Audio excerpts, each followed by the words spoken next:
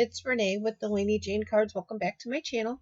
Today I am going to share with you a video using Pup in a Cup by Not Too Shabby Shop. And this is one of Jamie's, this is Jamie's very first stamp set that she has drawn herself. And this is part of a hashtag hop, hashtag N2S, Pup in a Cup. I will have that in the title and the description. You can just click on the hashtag and it'll take you to a list of videos of different content creators that have featured this stamp set today. Lots of inspiration. I will also have the link to Jamie's shop and the link directly to the Pup in a Cup stamp so that you don't miss out. There is so much that you can do with this, and I wanted to show something a little bit different today. So I stamped this in ink on 3 fade out ink, so that means some no line coloring, but I'm not going to color him like a pug or a bulldog or a Rottweiler or any of that stuff. I thought he would be fun as a Schnauzer because, that seems easy. Anyway, I'm going to take you along for the ride here. I did leave the coloring in because that's kind of what this is about.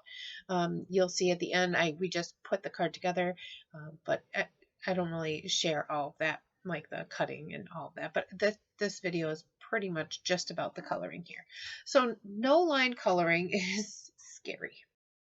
At least to me, it's scary because I really like the black outline.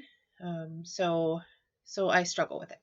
But for something like this, where I kind of just want to use the shape and I want to change it, that works perfectly because the lines will disappear. So here I'm using some gray markers and I'm kind of mapping out what a Schnauzer looks like. I have my phone off to the side with a little picture of a cartoon Schnauzer on it, and I'm kind of trying to, make it look like that.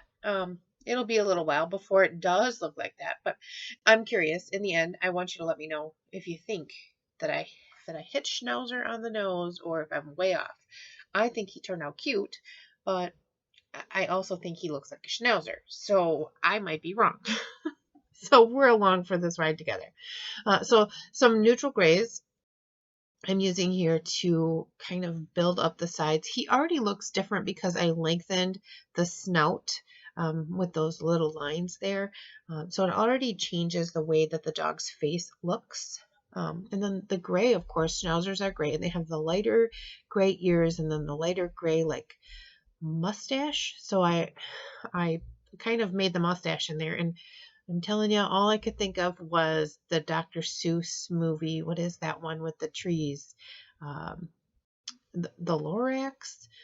He kind of has a Lorax mustache, right?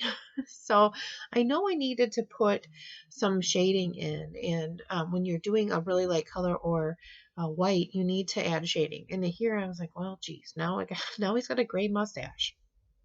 It'll still look gray, but it'll look much more white when we're done. But I needed to add the shading in, and because there was those lines and I kind of needed to mask them. So the ears on the Schnauzer picture that I was looking at were kind of furry. So I also had to make furry lines. Now I know that with no line coloring, or even if I had stamped this with black, you can color it with like the furry ears like this. You can go outside the lines. There is nothing saying that you have to stay inside the lines all the time. But you can make ears fuzzy, and this is how I did it. And I also had taken my marker and kind of closed off those ears so they lay a little bit different. But we're getting places. I mean, I have the majority of the face colored in, and now I'm going to start adding some definition to different parts of our little puppy here. There's a lot of creators on this hop that will have all sorts of different ideas and ways to look at the stamp set, which is really fun. It's a great stamp set. It has like buildable sentiments. Oh, I left this part in too because, I was doing so good. And then we get to here and I wasn't doing so good. So I soaked up most of the ink with my microfiber cloth, and now I'm taking colorless blender after it had kind of dried, and I'm just carefully drawing lines with it through this spot that like blooped out. and I'm just doing it a little bit at a time. And remember, this is sped up, so I'm doing this very slowly. I wanted to save this puppy. I had so much time and effort into it that I wanted to make sure that this drop of ink didn't screw my whole day up. But at this point, I was unsure. So I did let this dry, and I just kept going. I figured I would figure something out. It was pretty much faded at this point, but I just needed to work at it a little bit more. So I had let it dry. Now I'm going in with a darker marker, and I'm trying to camouflage it a little bit. When I'm using these markers now, because now I'm gun shy, I am taking both caps off. I don't know. I know they say it depressurizes or whatever. They aren't pressurized. I think it just, I don't know what it does. But if you take both caps off, you don't get the little blob. And Copics sometimes do that. I don't know what their deal is. People are sometimes crabby, and markers are apparently sometimes crabby.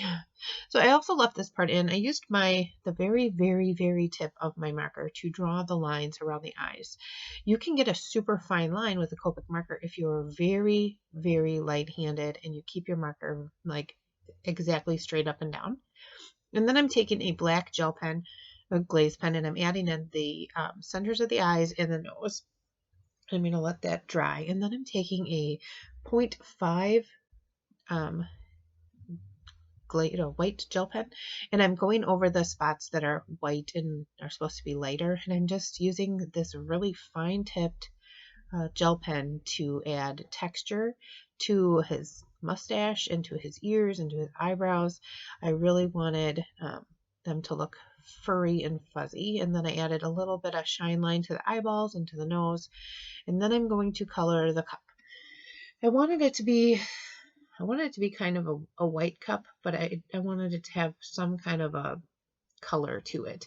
So I'm going to use this E04 here, and I'm going to kind of map in the darker places on the cup. Cups are round. It would be around the edges and anywhere that, the pup is leaving a shadow, things like that.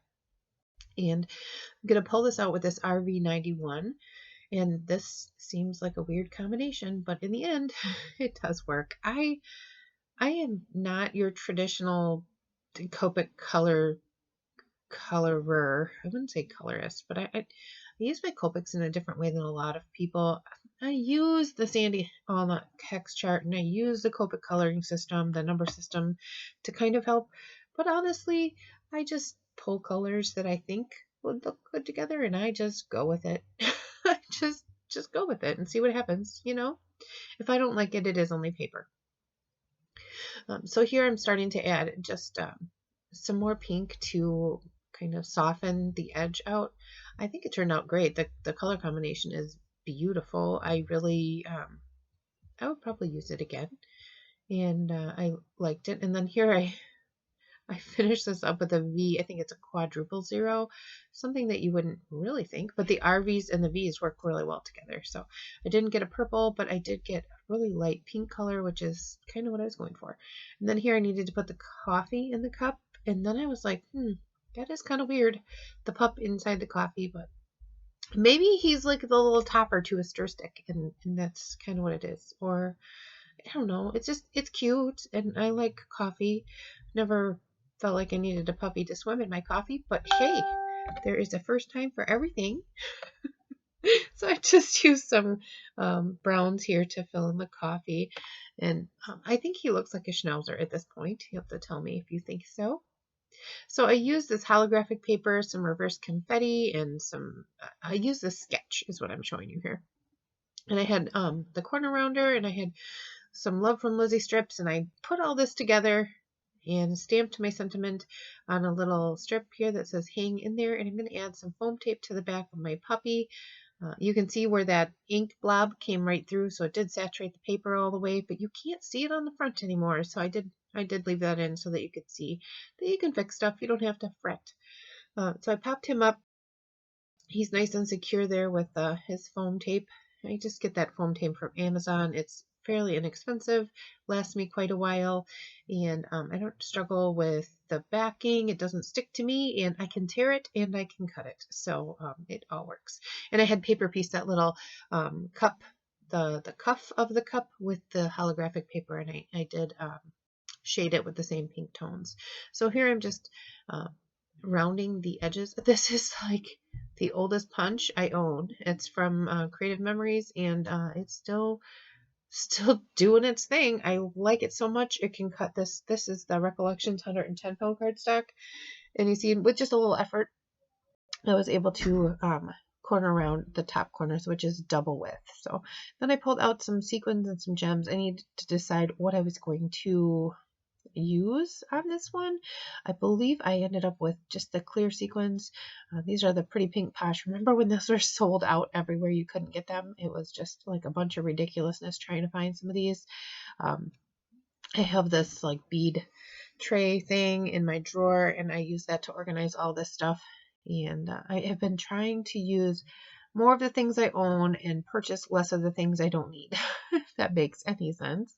I just don't want to be wasteful, and I like the products that I own. I don't need the latest and greatest. There are some fancy things on the market, and I like new things, but I do like older things. So here you see I mixed all those older papers with this new Pup in a Cup stamp set. Oh, and the stripes on the side, those are actually candles. I just trimmed off the flames and added that to that black and white print there. I just thought it was kind of fun and a really neat way to stretch my pattern paper. So then I'm going to adhere this. Oh, first I'm going to take care of the inside. You know I've been doing that more lately. I have not missed an inside of a card since the beginning of January, and that is all because of my friend Amanda. She always finishes the insides of her cards. I know there's lots of people that do it too, but she's the one that, you know, I really was inspired by to start finishing at least a little bit on the insides of my cards. I noticed her insides of her cards are getting more and more elaborate, and I'm feeling inferior. I am still filling out the inside, doing at least a little something. And then when I did this with that heart, I was like, ooh, that would be cute on the front of a card. So I do adhere this card panel to my card base there. And that's the end of my card. That is the completed card for today. Now remember to click that hashtag that's in the title and in the description box and it'll bring up a list of content creators that are participating in today's hop. And then I do have the link to Jamie's shop linked below where you can grab your own Pup in a Cup. Now here you can see just how different my little Schnauzer is from the little cup that originally started. So bring out your creativity, enjoy this set, and I appreciate you stopping by today. Thank you very much for participating in the hop. Thank you, Jamie, for allowing me to participate in the hop, and thank you for stopping by. And as I always say, give cards generously. Bye.